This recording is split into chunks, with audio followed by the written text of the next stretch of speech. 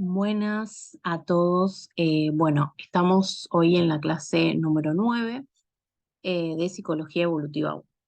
Hoy lo que vamos a charlar un poco es sobre el desarrollo y aprendizaje, referido más que nada al lenguaje y también al pensamiento y cómo estos se entrelazan, digamos, y se relacionan, ¿sí? Desde la perspectiva de Vygotsky. Bueno, acá como pregunta inicial, bueno, nosotros le propusimos una actividad de inicio que tiene que ver, bueno, más que nada tratamos de que sea algo en realidad gracioso, en cierta forma, pero en realidad el objetivo era introducirnos un poco en este tema del pensamiento, cómo procesamos ese pensamiento, quizás desde una perspectiva más adulta, ¿no? En la actividad de inicio.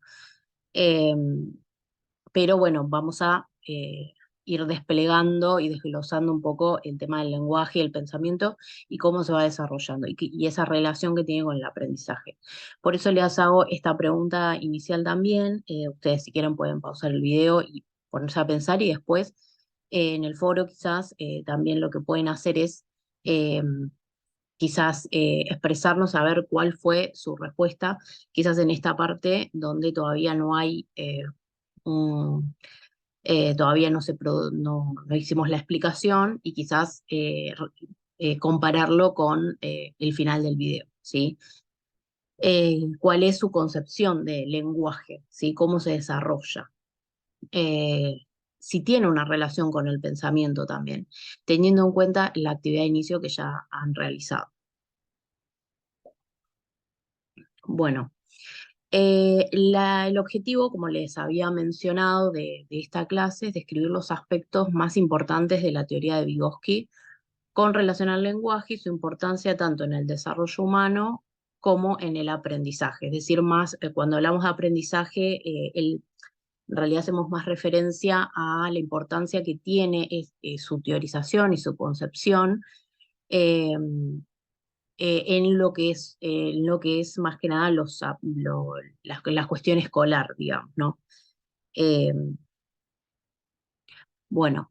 En primera instancia, él plantea un enfoque sociohistórico y acá se hace una comparación entre la concepción de Piaget y la de Vygotsky, ¿sí?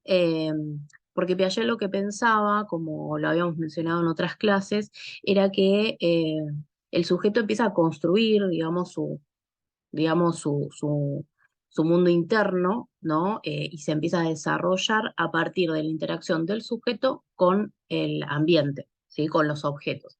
En cambio, Vygotsky dice que en realidad este desarrollo se da a partir de la interacción del sujeto con las otras personas, ¿sí? No con objetos, sino primero con las personas. Esta es la primera diferenciación que aparece. Esto lo van a ver más en profundidad en la clase que viene. Pero bueno, como para introducirnos un poco en lo que es la diferenciación. Y lo que dice también el enfoque sociohistórico es que le da una importancia fundamental a lo que es la cultura, pero también dice que todo lo que es el desarrollo del sujeto, hay cuestiones que son universales, ¿sí? Habla de una universalidad en el desarrollo, ¿sí?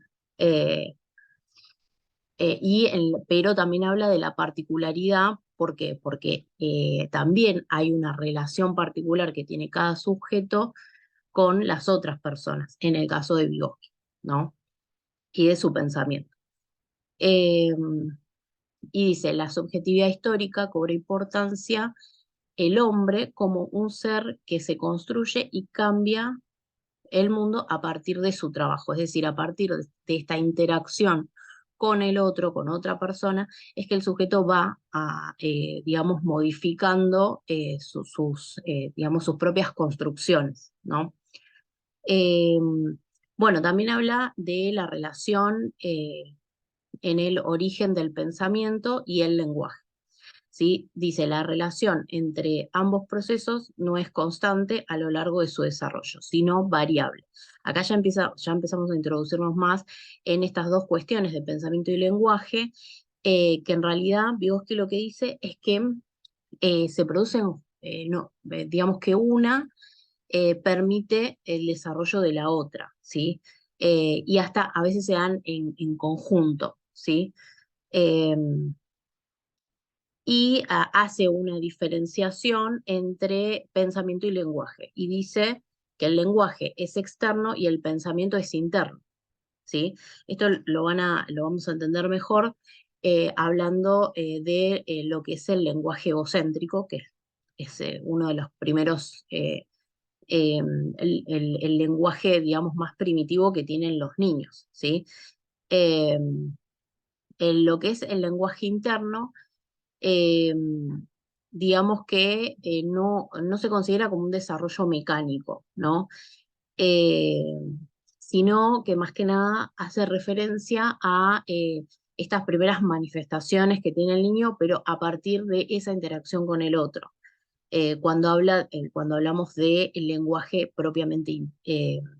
perdón, propiamente interno, sí.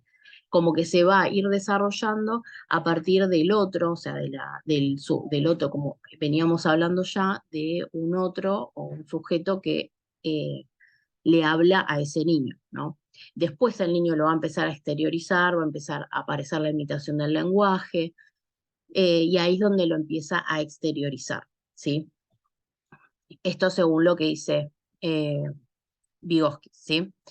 Eh, Nos introducimos ya en el lenguaje egocéntrico, donde él considera que el lenguaje se convierte en interno psicológicamente antes que fisiológicamente. Esto que les comentaba de que cuando al niño, al bebé se le va hablando, por ejemplo, las primeras palabras que es ajo, por ejemplo, entonces a medida que el sujeto, que la otra persona le va hablando a ese infante, es que lo va desarrollando internamente y después lo empieza a exteriorizar imitándolo, ¿no? Eh, ¿Por qué? Porque hay una cuestión también fisiológica, ¿no? De que el niño no nace y habla, ¿sí? ¿Por qué? Porque hay un cierto desarrollo fisiológico que se tiene que dar en primera instancia para que lo pueda hacer. Pero ya desde los primeros momentos ya se empieza a desarrollar un lenguaje interno, ¿sí? Eh, Bueno, y el lenguaje egocéntrico tiene que ver más que nada con, por eso les decía, vieron que a veces los chicos juegan y aparece como un lenguaje que a veces hasta lo puede llegar a interpretar solamente la mamá. Esto tiene que ver mucho con la función materna, pero que solamente a veces vieron esos niños que hablan y solamente los entiende la mamá. Bueno, eh, tiene que ver con este lenguaje egocéntrico. Quizás no hay una necesidad, digamos, de expresar algo, sino que simplemente están manifestando lo que van pensando, pero no se les entiende bien todavía porque hace falta un desarrollo fisiológico para que puedan pronunciar de manera adecuada por el tema de los procesos motores que intervienen también para hablar, ¿sí? Eh, y en el lenguaje egocéntrico aparece también esto de que no toman en cuenta, por eso se dice egocéntrico, porque es propio, es hacia sí mismo, en realidad, no es hacia otro. Y no toman en cuenta el punto de vista del otro. Hay como cierta rigidez, ¿no? En el pensamiento. Y ahí es donde entrelazamos con el pensamiento, ¿sí? Cómo estos se conectan, ¿sí?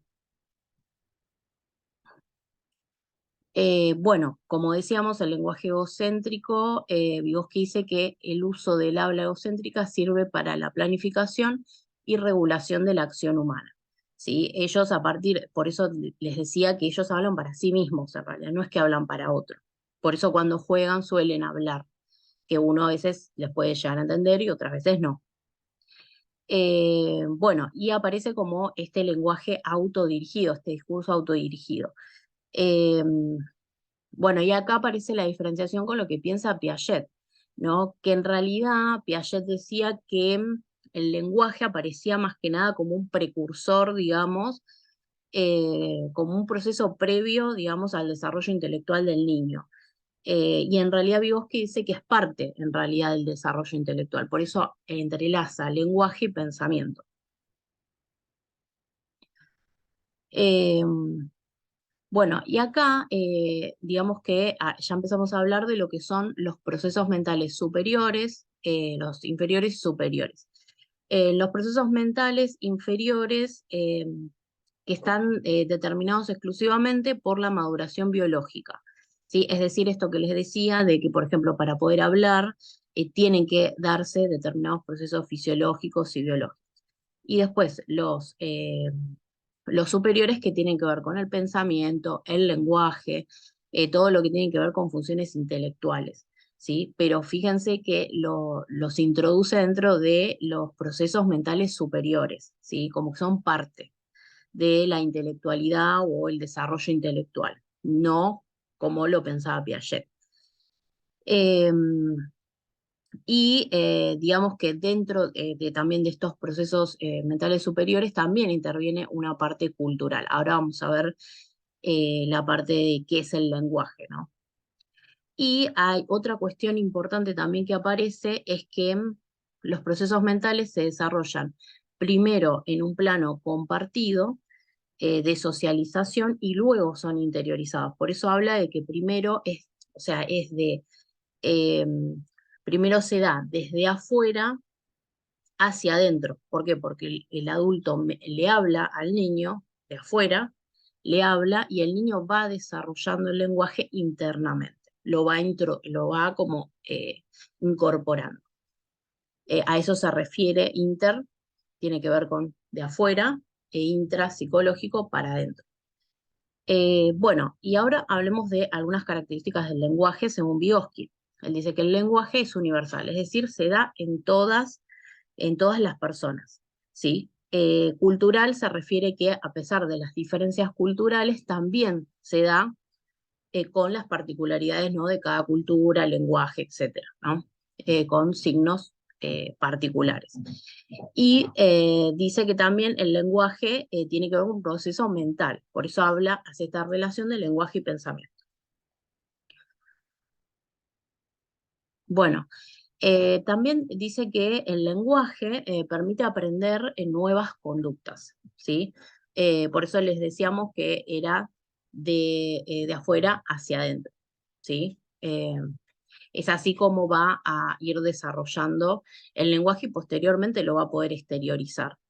Eh, bueno, influye, por supuesto, en el desarrollo, el lenguaje influye en el desarrollo, es parte del desarrollo en realidad. Eh, Todo lo que el niño va aprendiendo, incluso piensen en las teorizaciones que tienen los chicos también, cuando preguntan algo, primeramente ya tienen una idea de eso que están preguntando, de qué es tal cosa, qué es tal objeto, qué pasa, por ejemplo, con las teorías sobre de dónde vienen los niños, ¿no? De dónde vienen los bebés. Ellos ya tienen una teorización de eso antes de habérselos preguntado, pero bueno, lo van procesando, digamos. Eh, bueno, y también Vygotsky lo introduce dentro de lo que es el desarrollo intelectual, ¿sí? Que es esto que hablábamos de los procesos mentales superiores. Con respecto al desarrollo del significado, ya nos introducimos en lo que es el concepto de zona de desarrollo próximo, que es la distancia que existe entre lo que puede hacer el niño de forma independiente, lo que puede hacer solo, y aquello en lo que necesita, digamos, de un adulto para poder ejecutarlo, ¿sí? Eh, Esto se relaciona mucho con, con los digamos, aprendizajes más dirigidos a la escuela. Por eso está la importancia del maestro, ¿no? Del adulto que lo va orientando y va guiando ese aprendizaje. Eh, entonces, bueno, va más en entonación con esta cuestión. Por eso hacemos la relación de lenguaje, pensamiento y aprendizaje, ¿no? La importancia que tiene esto. Eh, y bueno, y lo que decía también es que el significado se construye de forma compartida. Acá es donde les mencionaba los de la teorización de las cosas. Cuando los chicos, por ejemplo, empiezan a preguntar cosas, ya previamente, o incluso a veces preguntando y con cómo ellos reciben eso, o qué es lo que interpretan de lo que el adulto le explica, es que ellos van reformulando sus teorías, ¿sí? Entonces ahí es donde, por supuesto, siempre aparece que eh, depende cómo lo interpretan, ¿no? eh, pero hay una intencionalidad de crear sus propias teorías, ¿sí? De entender, digamos, lo que está pasando, ¿no? O las dudas que tienen con respecto a cuestiones, digamos, de su entorno, ¿no? Bueno, dentro de la zona de desarrollo próximo aparece, van a ver las conceptualizaciones de nivel de desarrollo potencial y real. La nivel de desarrollo real tiene que ver con esto que les decía, que lo que el sujeto puede hacer por sí mismo, ¿sí? Y la zona de desarrollo potencial tiene que ver con lo que puede hacer con otro, ¿sí? No con ayuda de otro, que posteriormente esa zona de desarrollo, o sea, ese nivel de desarrollo potencial va a llegar a ser la zona de desarrollo real, ¿sí?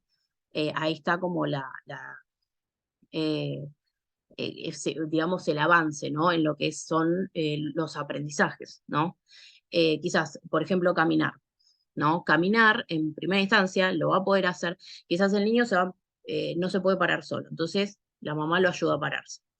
Después de eso, capaz que el niño de a poco se va agarrando las cosas y se para, pero todavía no se anima a caminar, entonces la mamá lo ayuda a caminar. Bueno, esto, pararse solo vendría a ser el nivel de desarrollo real y caminar vendría a ser el potencial, lo que puede hacer con otro, pero posteriormente lo va a poder hacer solo. Y va a pasar a ser el caminar, va a pasar a ser el nivel de desarrollo real. Bueno, ¿qué pasa con la escritura del pensamiento? Acá, en realidad, lo que quizás se expresa más en esta idea, por eso hablábamos mucho de los aprendizajes escolares, la importancia que tiene inculcarle quizás a los niños que escriban lo que piensan. ¿Por qué? Porque les permiten, cuando uno dice verbalmente lo que piensa, entre comillas, no puede modificar un montón de cosas. Esto es muy claro cuando discutimos, por ejemplo, que a veces decimos, no, ¿por qué le dije eso? Si yo en realidad no creo eso. Bueno, decirlo verbalmente hace que nosotros no podamos corregir un montón de cosas. En cambio, al escribirlo sí. ¿Por qué? Porque lo podemos leer, podemos encontrar otras palabras. Entonces, nos permite como ordenar el pensamiento. Ustedes recuerdan que en primera instancia el lenguaje, al ser egocéntrico, es para afuera, pero es para sí mismo. Después, con el tiempo, el niño va a ir interiorizando y primero va a pensar y después va a hablar. Y después de eso va a tener que aprender a escribir, quizás, y a organizar un poco más ese pensamiento a partir de la escritura. ¿Por qué? Porque es algo concreto. Esto es muy funcional para los chicos, son muy impulsivos, quizás. Escribir lo que les pasa, el enojo que tienen, por qué se enojaron, ¿no? Esto sirve mucho para hacerlo consciente más que nada. Y piensan que la escritura también del pensamiento es como le permite como selección, es más selectivo, ¿no? Es más consciente, ¿no? En cambio, el pensamiento exteriorizado es como más impulsivo, por así decirlo. Bueno, ahora les proponemos realizar como actividad de cierre, una red conceptual, ¿sí?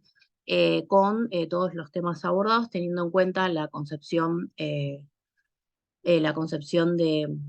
lenguaje, de pensamiento y la relación que existe entre ellos y con el aprendizaje, que era lo que estábamos comentando. Esta red conceptual les va a servir también para la clase que viene, donde van a ver un poco la diferenciación entre diferentes autores. Entonces les va a servir la red, incluso les va a servir también para el final. Eh, lo pueden hacer en Word y les vamos a dejar en la plataforma la parte de tareas donde lo van a poder bajar allí. Bueno, espero que les haya servido y bueno, que tengan una buena semana.